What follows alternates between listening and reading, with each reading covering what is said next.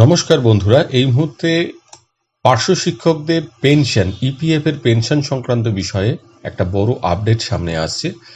বর্তমানে পার্শ্ব শিক্ষকদের যে ইপিএফ এর পেনশনটা হয় রিটায়ারমেন্টের পর, সেটা ন্যূনতম যে স্কেলটা রয়েছে সেটা হচ্ছে 1,000 টাকা প্রতি মাসে।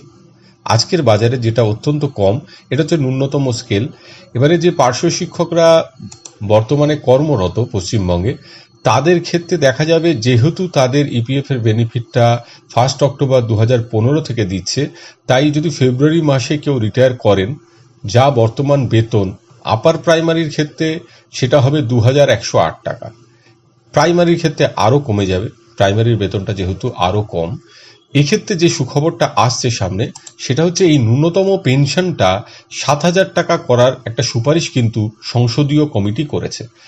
কারণ মৌলিক চাহিদা মেটাতে এই 1,000 টাকা সারা মাসে খুবই নগণ্য, এটা দিয়ে চলে না। এই বিষয়ে কিন্তু একটি আন্দোলন চলছিল যন্তর মন্তরে, এবং এই 3 দিনের বিক্ষোভের পর কিন্তু সুপারিশ করেছে সংসদীয় কমিটি যাতে এই টাকাটা ন্যূনতম 7,500 টাকা প্রতি মাসে করা হয়। এটা যদি হয়, তাহলে অদূর ভবিষ্যতে যে পার্শ্ব শিক্ষকরা রিটায়ার করবেন তারা 7,500 টাকা প্রতি মাসে এই পেনশনটা কিন্তু পাবেন। প্রাইমারির একজন টিচার যেখানে প্রতি মাসে 10,000 টাকা করে বেতন পান প্রায়, সেক্ষেত্রে তার 7,500 টাকার পেনশন বেশ কিছুটা লাঘব হবে।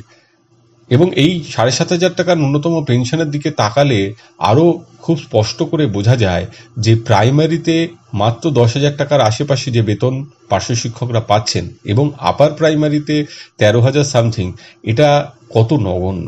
ইপিএফ এর প্রায় 7.5 গুণ বৃদ্ধি যদি হয়, সংসদীয় কমিটি যেহেতু সুপারিশ করেছে, সেই জায়গায় দাঁড়িয়ে বেতন বৃদ্ধি এখন যেহেতু এমসিসি কিছু করার নেই, কিন্তু তার পরেও যে হবে তার কোনো কিন্তু লক্ষণ দেখা যাচ্ছে না।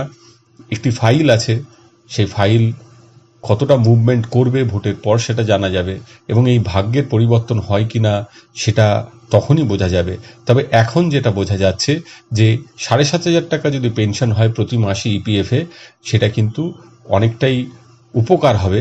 যে সমস্ত পার্শ্ব শিক্ষকরা রিটায়ার করবেন বা অলরেডি ইপিএফ এর আন্ডারে থেকে রিটায়ার করে গেছেন, তাদের ন্যূনতম পেনশনটা 7,500 হলে কিন্তু অনেকটাই বেড়ে যাবে। সকলে ভালো থাকবেন, সুস্থ থাকবেন।